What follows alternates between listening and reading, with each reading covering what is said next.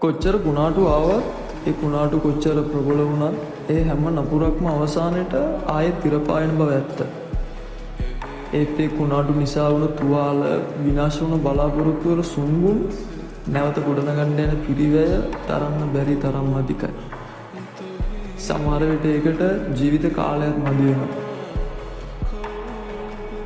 හැබැයි කුණාටු මේ කිසිම දෙයක් ගැන දන්නේ නැහැ.